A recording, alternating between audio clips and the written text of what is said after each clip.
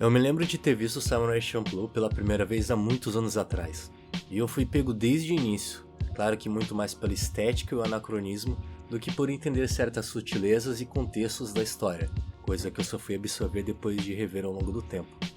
E depois de recém-assistir mais uma vez, eu percebi como esses diferentes contextos e fases influenciaram a minha interpretação e absorção da obra. Isso até me deixou um pouco indeciso sobre o que falar, já que sempre que eu acabo revendo é uma experiência completamente diferente. E eu não quero focar em dados ou coisas do tipo, então não vamos nos apegar a tanta linearidade, mas ainda assim eu acho importante falar um pouco sobre a época em que a história se passa.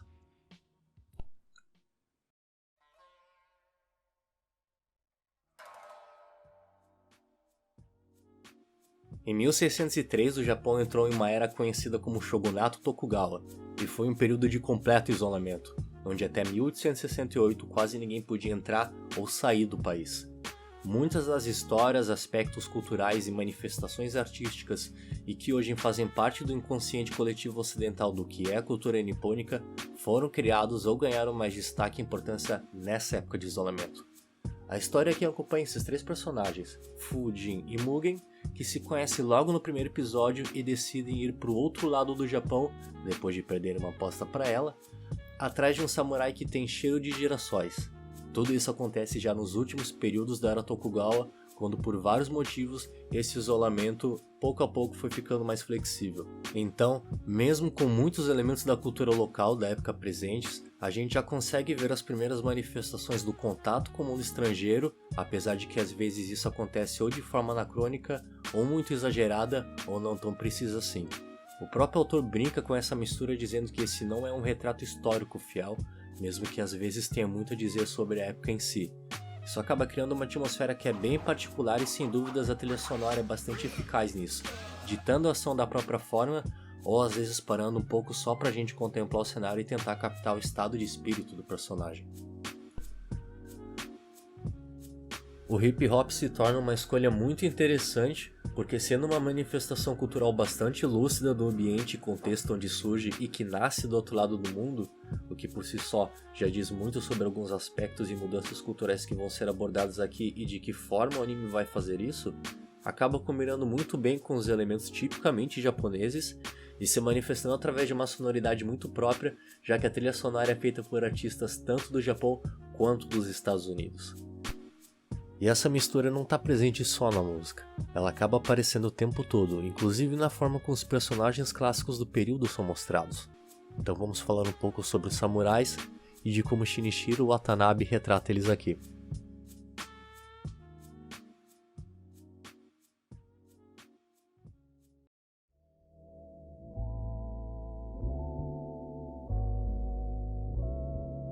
Essas figuras milenares e que durante muitos séculos foram soberanas na sociedade japonesa, inclusive no período Tokugawa, geralmente são retratadas como honrosas, corajosas, fortes e extremamente disciplinadas.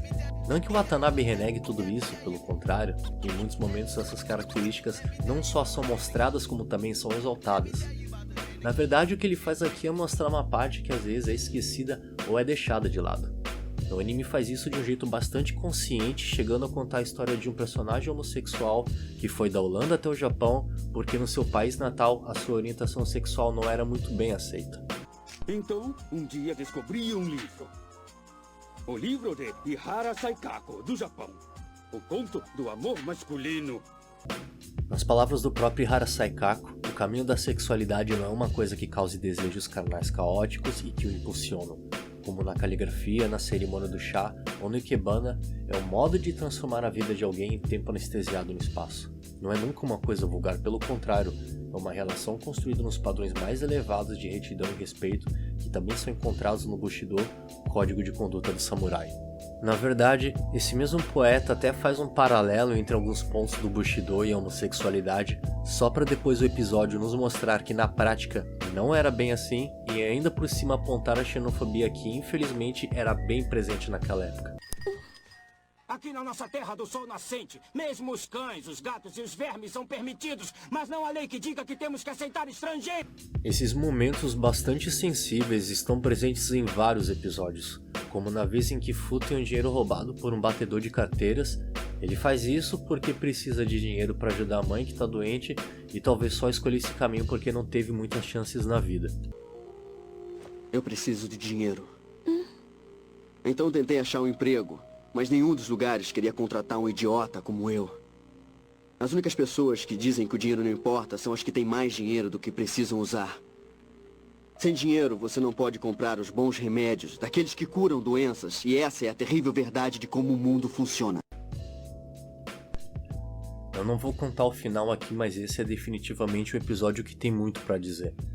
O anime inteiro, apesar de ter somente 26 episódios, aborda muitos aspectos importantes, como códigos sociais que objetificavam as mulheres e até mesmo o uso da religião como forma de controle, mesmo que o ponto aqui não seja ela em si, mas sim os caras que a usam em proveito próprio. Então, mesmo com o anime sendo feito em 2004 e retratando uma época que de fato é muito antiga, dá pra dizer que ele é bastante atual e maduro nessas questões.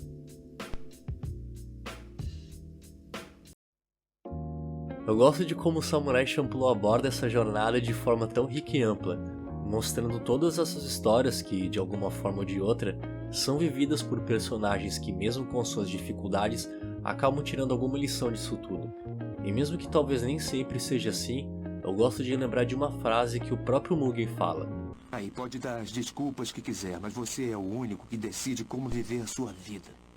Colocando esses três protagonistas com vivências e visões de mundo bem distintas e particulares, e que ainda se decidem conviver juntos sem saber se vão encontrar o tal samurai dos girassóis, mas que acabam abraçando a jornada e entendendo que é nela que eles devem se focar, Samurai Champloo acaba se tornando uma obra bastante sensível e original, não só pela trilha sonora ou a atmosfera envolvida, mas muito também por causa dessas histórias tão humanas que vemos e ouvimos pelo caminho.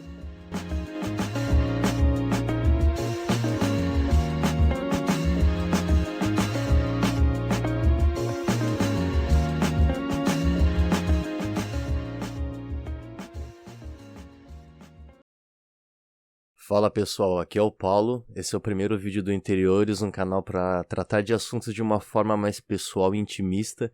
Então, para ajudar o projeto a crescer, se inscreve no canal, ativa o sininho e compartilha com quem você acha que pode se interessar. Isso é muito importante pra gente. Muito obrigado por ter assistido e até o próximo vídeo.